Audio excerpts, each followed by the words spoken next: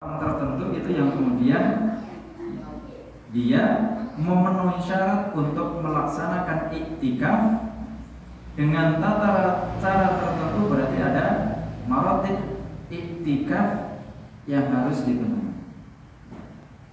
Jadi tata tertib iktikaf yang harus dipenuhi. Secara istilahan sebenarnya adalah berdiam diri. Masing-masing melaksanakan amaliyah yang mendekatkan diri kepada Allah Subhanahu wa ta'ala. Nah, itu secara makna baik secara lughawi maupun istilahan. Nah, kemudian kalau kita bicara tentang dalilnya, jadi bisa kita bacakan di dalam Quran surat Al-Baqarah ayat yang ke-187. A'udzu billahi minasyaitonir rajim. Wa la tubashiruhunna wa antum 'akifuna fil masajid. Janganlah kamu mencampuri mereka itu. Maksudnya adalah istri sedang kamu beriktikaf dalam masjid. Ini kalau tadi dikembalikan terhadap makna iktikaf itu secara bahasa adalah ihtibas, menahan diri dari berbagai kegiatan rutin yang kita kerjakan. Nah, kebiasaan kita apa? Ya, biasanya kalau fullnya itu ya 10 hari terakhir itu full, sehingga pekerjaan kita itu sudah kita atur sedemikian rupa sehingga tidak bekerja sebagaimana pada umumnya dan melaksanakan aktivitas-aktivitas yang lainnya karena memang niatnya adalah iktikaf.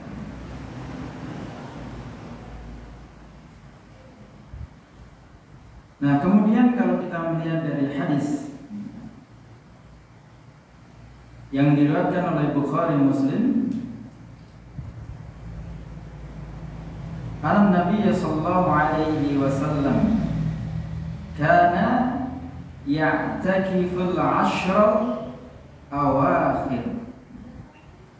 Nabi sallallahu alaihi wasallam beriktikaf di 10 hari terakhir min Ramadan, di bulan Ramadan, hatta tawaffahullah, sampai kemudian Allah mewafatkan beliau Nabi Muhammad sallallahu alaihi wasallam.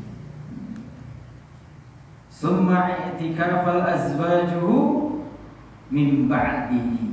Maka kemudian yang melanjutkan setelah Rasulullah sallallahu alaihi wasallam wafat itu adalah para istri beliau.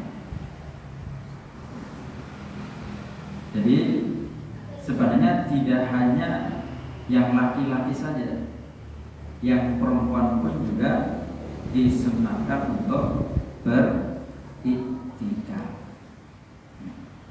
Cuma tantangan sekarang kan di anak dia, ya, mesti ngurusi anaknya sopo, nah, kan begitu ya.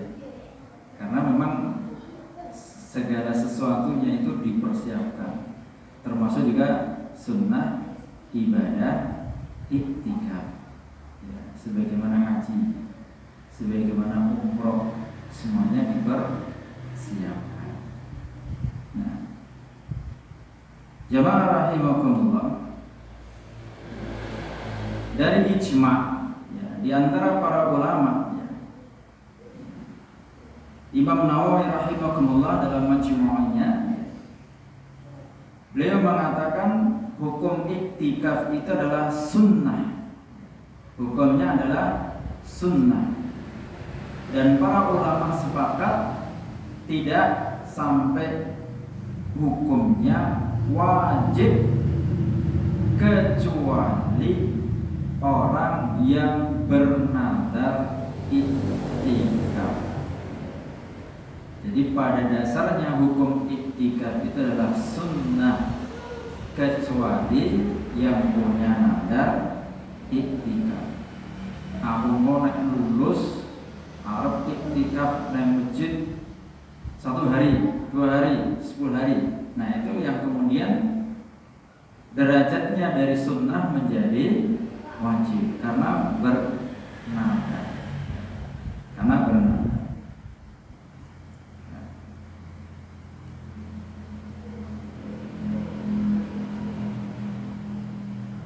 Nah kemudian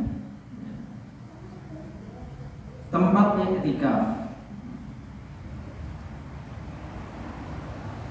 sebagaimana difirmankan oleh Allah Subhanahu wa taala di dalam Quran surah Al-Baqarah yang ke-187 tadi. Jadi mayoritas di antara para ulama iktikaf itu disyariatkan di semua masjid.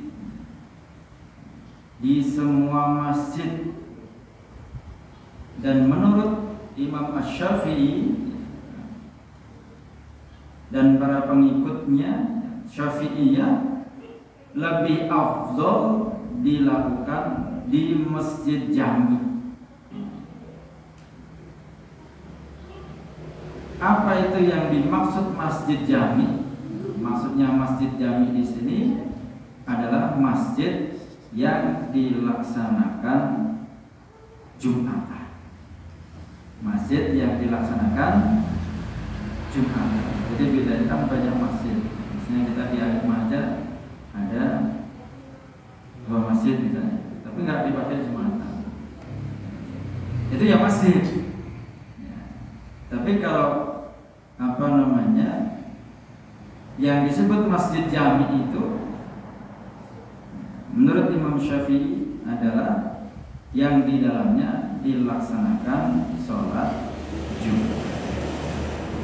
Dan alhamdulillah di sini kan dilaksanakan sholat Jumat. Jadi termasuk masjid jami. Jadi iktikaf kita sudah mendapatkan keafdolannya. Masjid di rumah Quran boleh nggak? Boleh.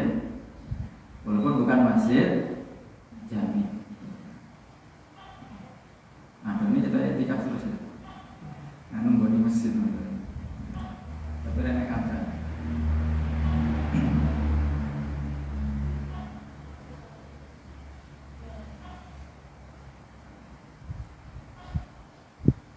Nah, kemudian kaitannya dengan waktu dan batasan iktikaf.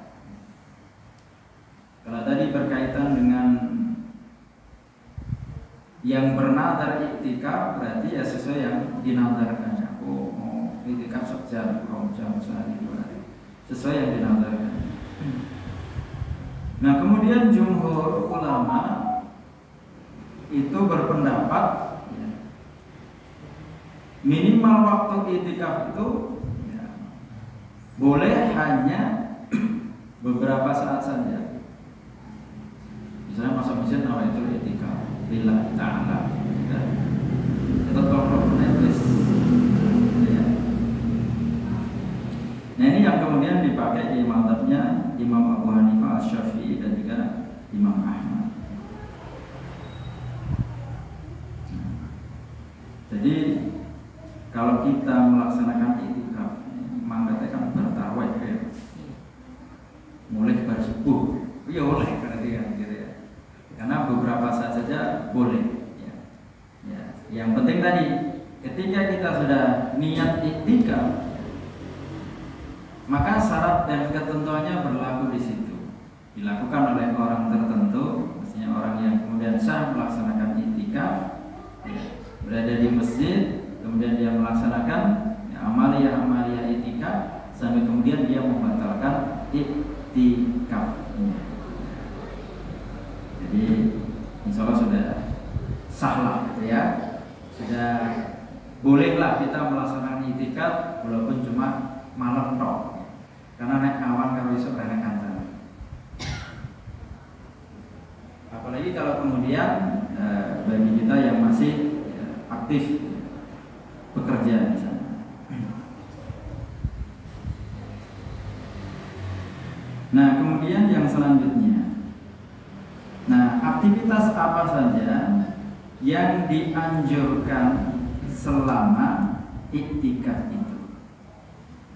Nah, kita mengambil satu pendapat dari Sayyid Sabiq dalam bukunya Fikih Sunnah.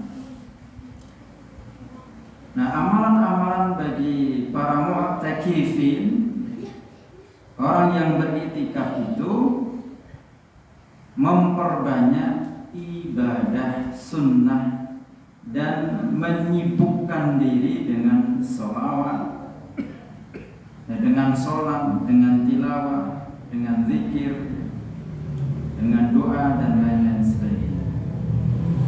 Termasuk juga mempelajari ilmu.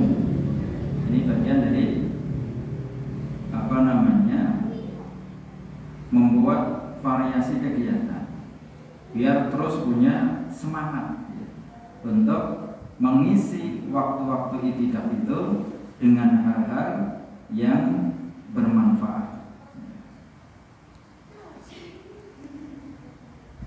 Yang pada intinya adalah sebagaimana yang disampaikan oleh Rasulullah dalam hadisnya Tirmidzi itu, min husnil islamil mar'i tarkuhu ma la ya'ni. Jadi kita meninggalkan segala sesuatu yang tidak bermanfaat, tidak bermanfaat.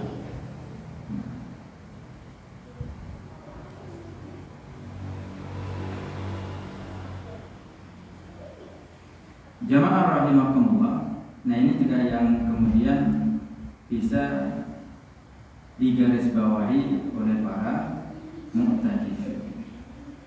Kaitan dengan fikul waqti, fikih prioritasnya. Karena tadi kan hukumnya sunnah, ini tidak itu hukumnya sunnah kecuali bagi yang benar. Nah, kalau sekiranya misalnya setelah kita berniat nawaitul i'tikaf lillahi ta'ala, ada sesuatu yang kemudian mengganggu i'tikaf kita, maka disampaikan di dalam hadisnya Rasulullah SAW dalam hadis yang diriwayatkan oleh At-Tabrani,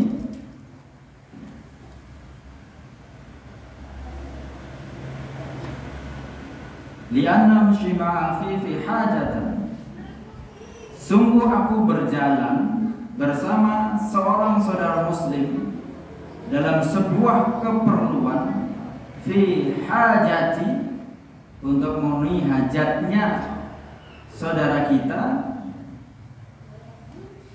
lebih aku cintai daripada aku beriktikaf di dalam masjidku. Masjidku di sini adalah Masjid Nabawi selama sebulan. Jadi kalau kita punya tugas, maka itu diperbolehkan untuk meninggalkan iktikaf. Misalnya kita punya tugas, tugas malam ini apa ya? Ya? Ronda, rondo misalnya jatuh. Nah, kita selain itu biasa yang lainnya, kultum masih orang gitu ya. Apa masak ya, bapak-bapaknya masak, kita rata masak. Ya. Di sini sudah siap. Jadi ketika kita ada tugas keperluan dalam rangka untuk memenuhi hajat saudara kita, contohnya mungkin bekerja atau membantu saudara kita yang lain ada keperluan tugas yang harus diselesaikan, maka itu boleh meninggalkan iktikaf. Cuma ya karena kita iktikafnya dari mulai pada jam 09.00 misalnya, kan bersubuh kita ya berserah kegiatan yang lain, kecuali pindah turun ya, kecuali pindah turun. Jadi kita itu ya, mengambil sunnah yang paling kering, ya. Sunnah iktikaf yang paling bagus. Pokoknya sunnah wes longgar kabeh, wes padang urusane kabeh, pindah ke sini, ya, pindah ke masjid, itu pun sudah mendapatkan nilai keutamaan yang sangat luar biasa. Ikhwani fillahi rahimakumullah. Saya kira berkenaan dengan kenapa kita harus beriktikaf, saya kira kita semuanya sudah sangat hafal. Nilai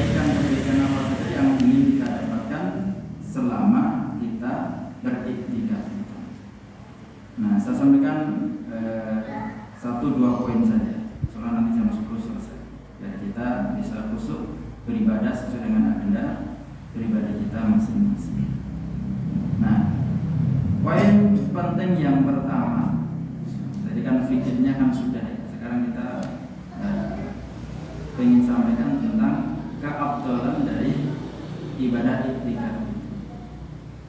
Ini sebenarnya adalah satu rangkaian ketika kita nawaitu somalatin an arda'in fardi syari Ramadan hadis sanati lillahi ta'ala. Jadi ketika kita awal masuk bulan Ramadan sampai dengan malam hari ini kita masuk di malam yang ke-21, sebenarnya ini menjadi tanda-tanda bagi kita semuanya yang sudah mengisi amalia-amalia Ramadan dari mulai tanggal 1 sampai dengan nanti terakhir, memastikan kita menjadi bagian di antara orang-orang yang dikaruniakan oleh Allah Subhanahu wa taala bertemu dengan bulan Ramadan dan Ramadan kita tidak gagal. Ramadan kita tidak gagal.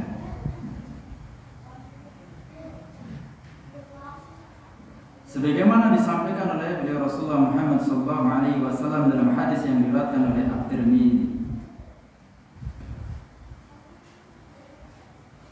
"Waraghima anfu rajulin dakhala alaihi Ramadanu summa ansaraha qabla ayyal farlah."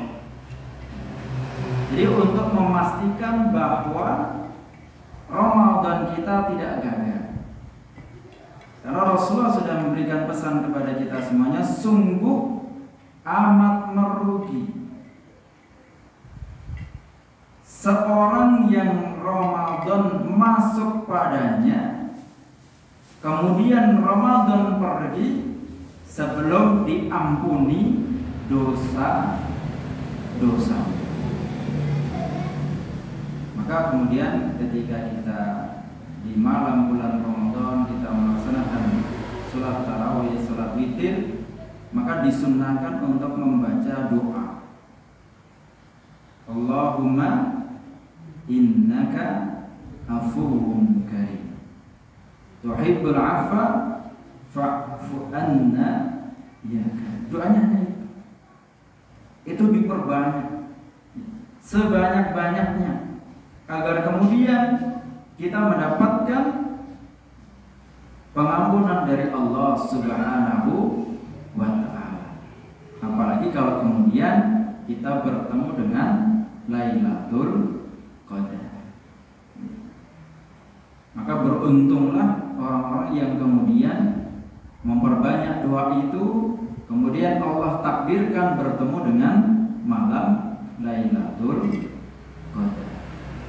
Dan insya Allah sepanjang kita menghidupkan malam-malam bulan Ramadan dengan sholat, baik sholat wajib maupun juga sholat sunnah, dengan tilawah, dengan zikir, maka insya Allah kita mendapatkan malam Lailatul Qadar. Cuma Rasulullah terasa atau tidak kita mendapatkan Lailatul Qadar itu.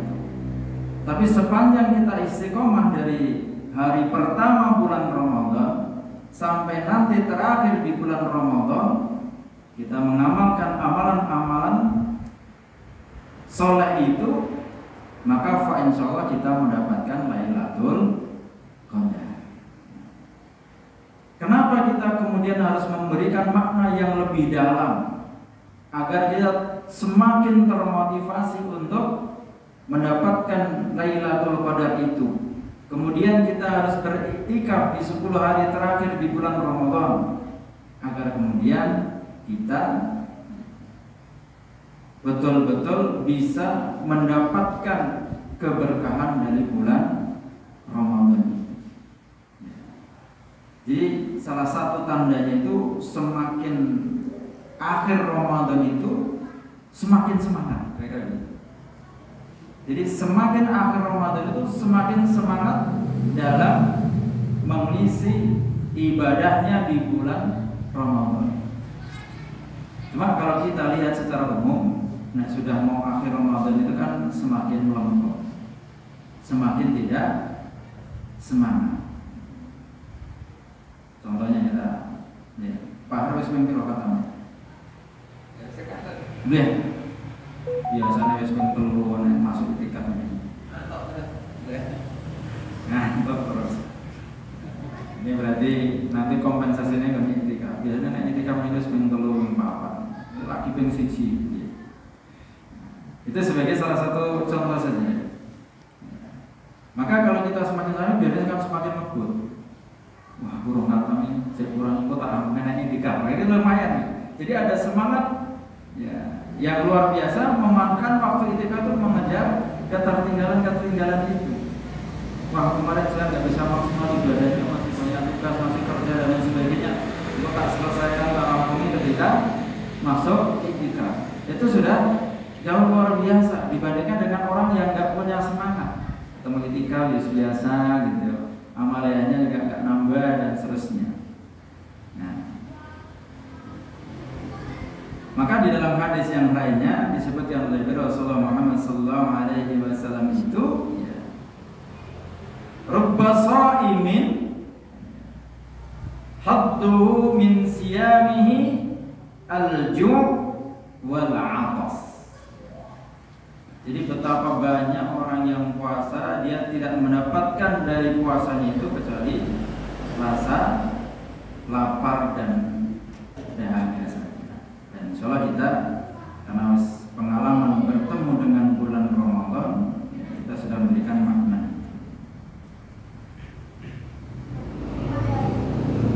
Nah, kemudian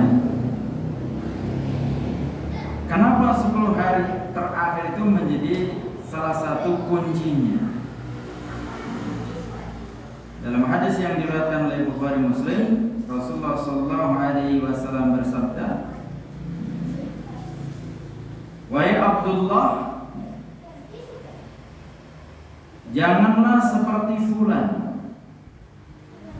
Dahulu rutin qiyamul lail dan kemudian dia meninggalkan qiyamul lail. Karena kunci sukses amal itu adalah di akhirnya. Jadi kayak orang lari, dia semangat di depan, lari maraton, tapi nggak sampai finish. Dia orang situ pernah. Orang situ mendapatkan medali. Maka ketika kita ingin dianggap sebagai orang yang sukses bertemu dengan bulan Ramadan, maka dari mulai start sampai finish, start sampai finish kita masih tetap bertahan. Kalau di awal semangat, harapannya di akhir bulan Ramadan pun juga tetap semangat atau bahkan tambah semangatnya.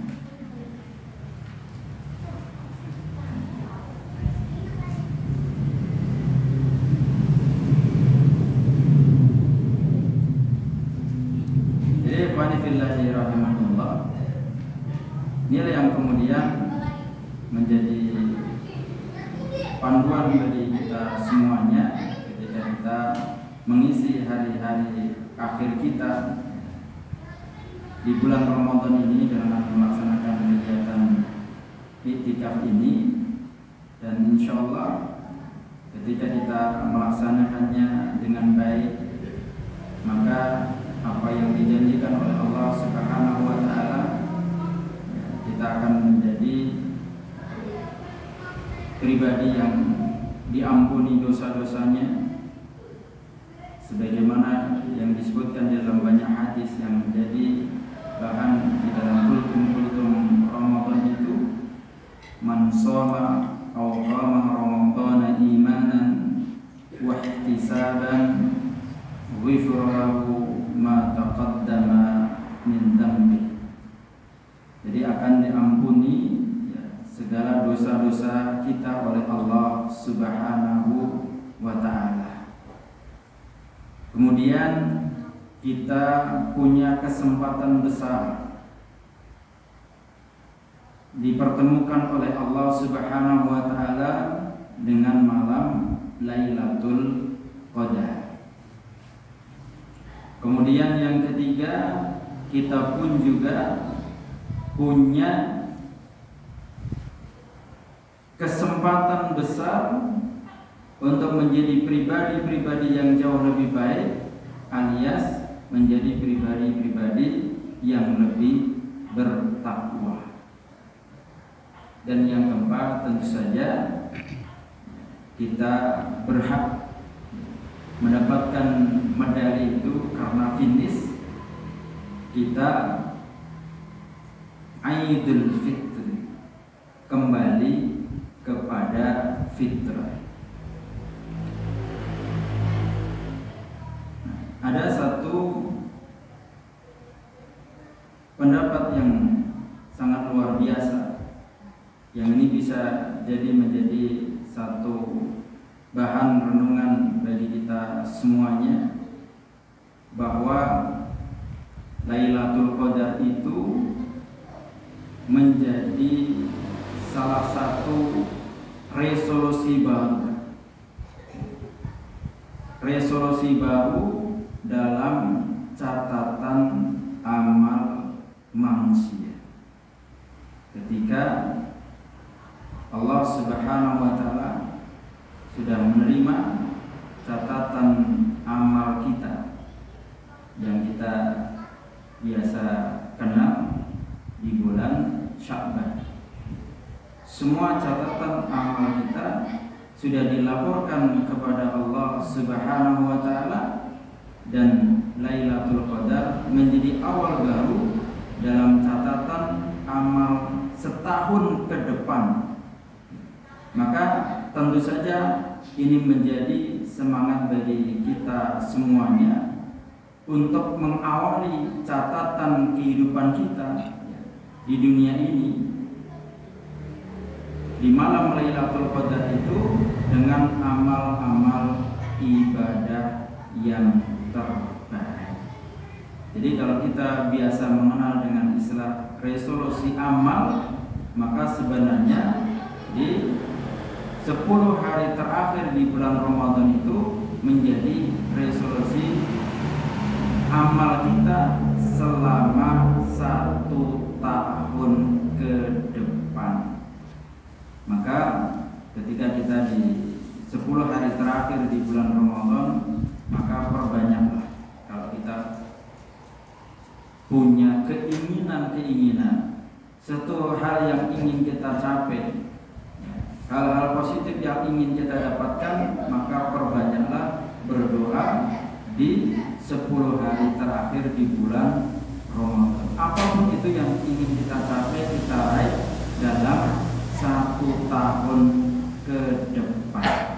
Maka buatlah proposal itu kepada Allah Subhanahu wa Ta'ala di 10 hari terakhir bulan Ramadan. Nah, ini disampaikan di dalam Quran surat Ad-Dukhan. Fiha yufraqu kullu amrin hakim. Pada malam itu dijelaskan segala urusan dengan penuh hikmah. Ibnu Katsir dalam tafsirnya menerangkan bahwa pada Lailatul Qadar akan dirinci mengenai penulisan takdir dalam setahun, juga akan dicatat ajal dan rizkinya, dan juga akan dicatat segala sesuatu hingga akhir dalam setahun. Jadi di garis bawah di sini adalah ini pencatatan takdir manusia sebelum yang sudah ditentukan di Lauhul Mahfuz.